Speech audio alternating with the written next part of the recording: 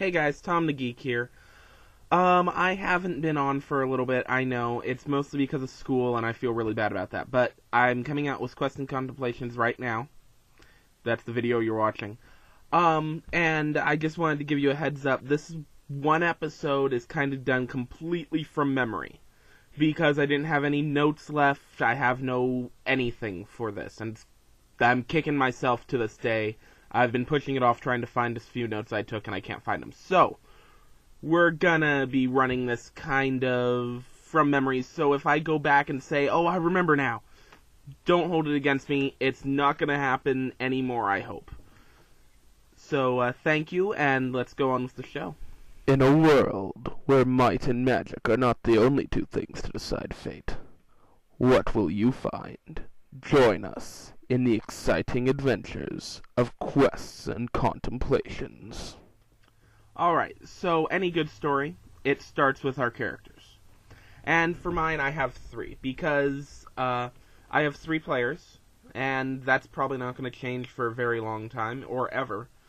And so their characters at the beginning of this whole campaign were Toybar, a gnome bard, Ziyu Chen, I believe is her last name, a halfling rogue, and then we had Hatris, a ranger, half-elf ranger. So those are our 3 characters.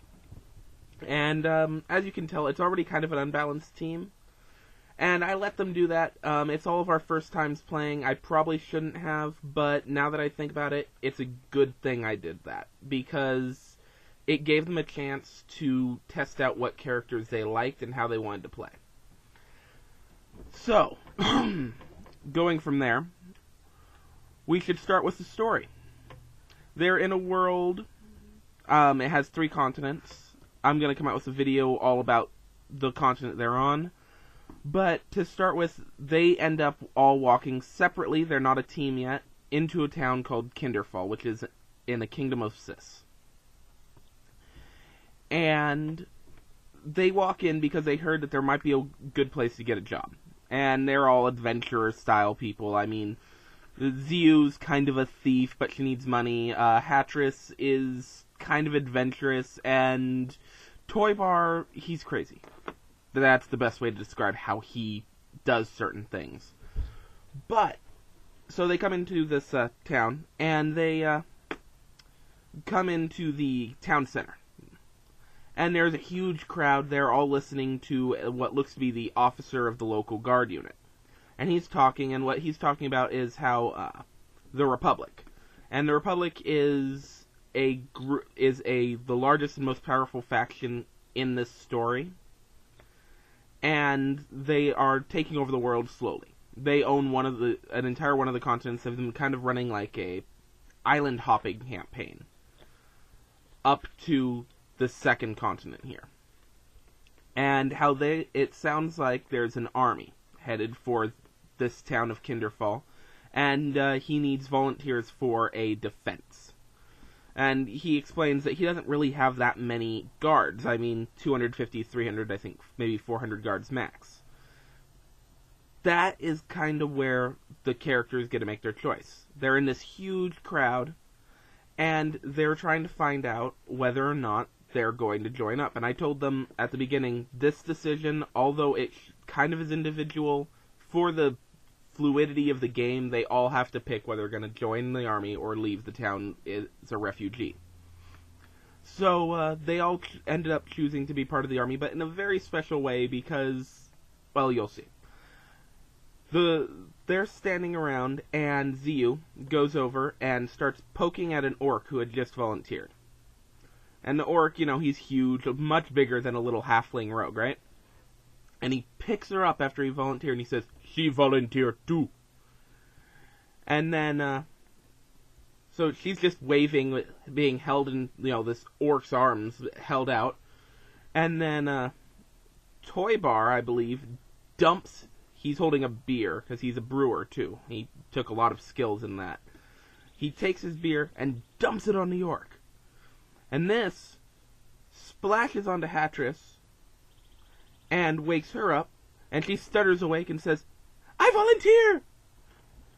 So she volunteered kind of as a mistake, and Toybar also gets picked up by the orc in the other hand. And he's held up, and Toybar, before the orc can say anything, says, "I volunteer! Hi!" And that's kind of how this whole thing started. And I mean, looking back on it, it's ridiculous, right? I mean, they didn't really volunteer for this, but none of them ended up fighting it. And over this time, I kind of had them hinted at how many troops are coming their way.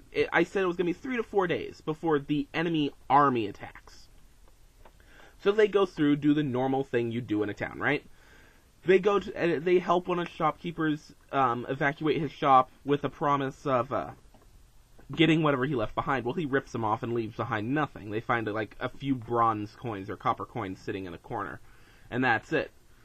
So they really weren't happy about that. But they also the bard ended up entertaining a bunch of kids, and I think he was doing that so that the rogue could try to steal some stuff. I don't think they got anything. It was a bad roll day, but that's what happened. And they started hearing from the guards. They talked to the guards, and what happened was that the guards were talking about how it's like, we heard somewhere between like 5,000 to 10,000 men. I mean, we're going to be outnumbered. How are we going to win? And that's kind of how it was going, and that went on for 3 days. And finally, after they finish up with their town stuff, they end up going to the camp. Where, I mean, there isn't much at the camp. It's not like a training center where, they're training people to fight as much as it's just where they're all coming together. And from there, they start prepping. Hattress, it turns out, she has some secrets, and she's trying to find her family. Because she's a half-elf, but she can't keep track of her family, she can't find them. So she goes and talks to some half-elves and elves. While our rogue, I believe, goes over and talks to a bunch of other rogues. Which I guess in this case they're kind of willing to share some secrets. And one of the interesting things is there is a rogue there, and it's a big, burly, full orc rogue. And so, I mean, you can imagine, it's like, 6 feet tall, and trying to sneak around. I thought it was kind of funny, and they learned some interesting things from each of their groups. Hattress didn't learn anything about her family. Ziu learned, I think, she gained a couple of points in dexterity from learning, and maybe like a point in lockpick. And Toybar went over and hung out with a bunch of bards, and they played music and, did the bard thing. And the thing is, Toybar, I believe he definitely specialized in vocal performance. He didn't have an instrument that he enjoyed, so he was vocal. So, he sang and told heroic stories and, all as a teeny tiny orc, right? So, he told that, and he gained, I think, a point or two in his performance and something else. And then they all went off to dinner where, the officer is rewarding them all for volunteering. There's a huge feast, all the alcohol you can get, because it turns out all orcs in this town, they all know how to make alcohol, so they've all donated alcohol. The dwarves have brought in theirs, and they're all eating and having a great time. And slowly everyone goes to bed. At which point our group kind of is starting to get ready to go to bed, but they realize it's probably a good time to go now because it looks like kind of the orc group and a group of dwarves are about to have a wonderful bar fight because they're all completely wasted, and what better fun for a group of orcs and dwarves than a good old fist fight, right? And from there they go off and they all go to bed. They could have gone to their tent, but it turns out, and this kind of carries on throughout the whole story, that Ziu, seeing as her backstory is kind of crazy, she's lived in the forest for a long time, so she ends up climbing up a tree and sleeping up there after, of course, going and seeing if she can't steal anything. She made sure she didn't steal any weapons from anyone, but she did grab as much money as she could. And Toy Bar ends up falling asleep leaning against a different tree, and I think Hattress ends up going to her tent, actually.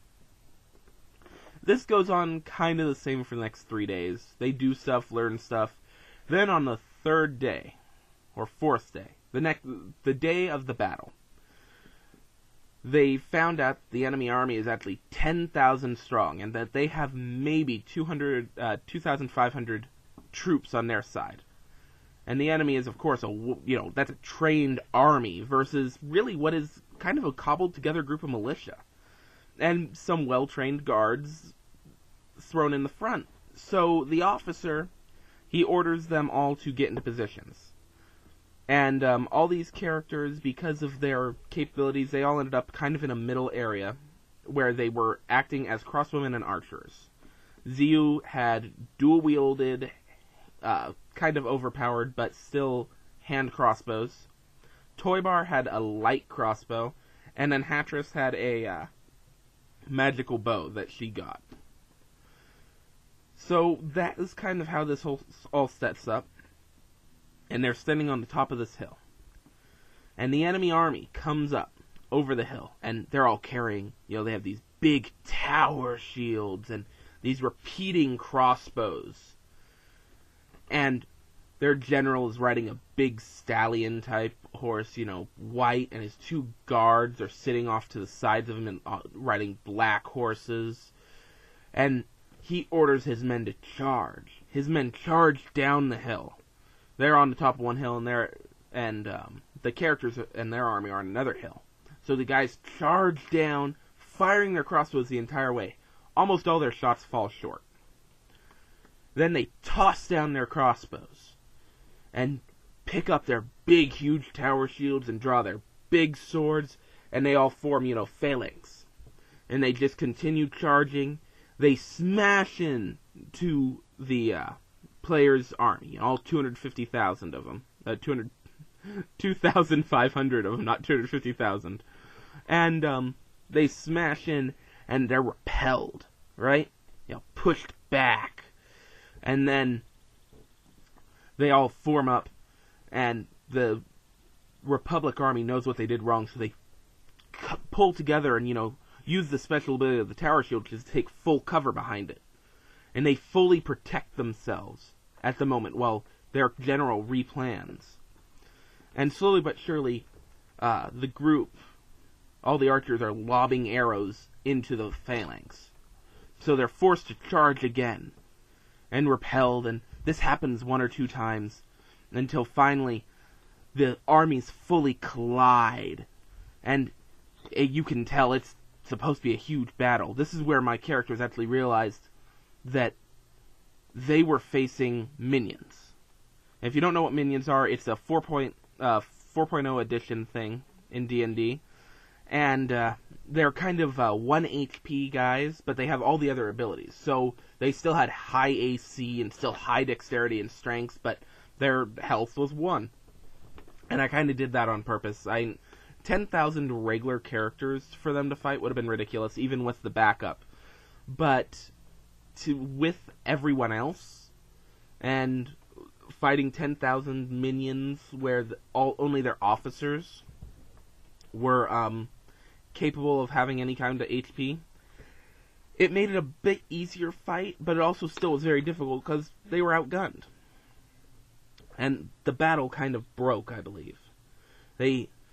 Both lines broke, and they ended up fighting in hand-to-hand combat, except for my characters, who ended up, I believe, riding a pair of orcs. Well, Ziyu and Hattress specifically were riding an orc. Well, riding an orc each. And kind of what they were doing, they're standing on their shoulders, rolling dexterities, which wasn't difficult for Ziyu as a rogue, who she kind of put a lot into dexterity because it's important for her character. But for Hattress, it was a little bit more difficult. And they were kind of like tank guns at this point, where they were kind of riding on an orc who was making sure, to take all the damage, really. But they were charging in to the battle. And they were shooting and all that. And Toy Bar was off to the side. And he ended up deciding that he'd use his lantern. which is just a traditional item that most adventurers carry. He was going to use his lantern and throw it into a group of enemy soldiers. And at this point, I believe the enemy had kind of fallen back into a more tight ball of troops. And they were splashed with it, and he told one of the other archers, well, an archer, who had a fire arrow, to light all of that on fire. And I believe he said he had 3 pints, believe he had like 3 pints of oil, so by D&D standards, I think covers 15 feet area. So, I mean, he pretty much was able to roast a bunch of well-armored soldiers alive. Yeah. And they were fighting, and an orc that I named Elam. And here's, again, you remember when I told you at the beginning I was going to go back and say, oh, I remember? Here's the thing. Elam was an orc that they met, and they kind of became his friend. And Elam was a really cool guy. I made him be kind of cool. He was the tough guy. He was a ex-barbarian orc. And he had married a human fighter. And he was civilized, and he actually, well, semi-civilized orcs. He ran a farm, but he's, still hungered for battle, so when it came, they volunteered. And Elam was actually the orc that held them up and made them volunteer, kind of. And at that, Elam ended up getting hurt in battle. And he actually got his, the muscle on his leg cut. And I described this kind of gruesomely, actually. But he got that cut, and that was kind of not good. I mean, it wasn't as emotional as I had planned, but it was still pretty bad. And, they went into it, and he ended up getting left behind to be taken care of by one of the mages who had been around. Not mage, but I think it was a wizard. And these wizards, really, they weren't combat wizards. They were more like medics. So that's kind of what they were doing. And he got left behind while everyone else charged into battle. And this was about halfway through. But he got hurt. And this was a little bit before the whole burning. And they ended up going back to check on him when the battle was over. So he ended up being okay. Well, kind of. He couldn't walk very well anymore. I mean, he couldn't fight. But he was okay. But as the battle went on, it still wasn't a good battle. I mean, in terms of, there wasn't like a side that didn't lose anyone. The good guys, the volunteers in the Cis army, did lose a large amount of troops. And the Republic army was completely annihilated because they ended up fighting to the death. Not because they were trained or completely loyal, but mostly it had to do with them being, how do you say it, them being completely terrified. Because Toybar had done something earlier on in the battle.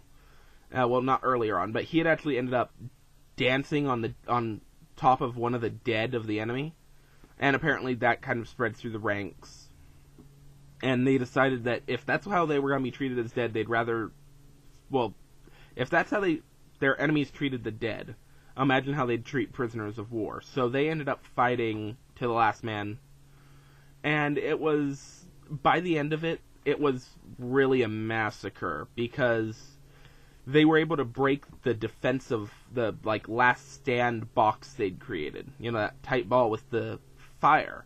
Because it scared them all away. And then it was these troops who were heavily armored and heavily armed, but they were used to working as a unit, and they were completely wiped out. So they kind of got beaten. And that's how that kind of ended the battle. And some other stuff happened after that, but I'm going to cover that in the next episode, okay? So, tell me what you think. And, if you like this, or you want to hear more, definitely subscribe and like. I'm I plan on making many more of these. I have at least 5 more episodes I could do today. I have that much information, that much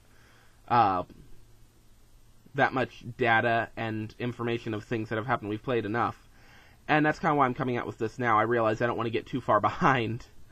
So, I'm probably going to come out with the next episode, and hopefully it's going to be a little bit better. I'm hoping to have some pictures and stuff like that.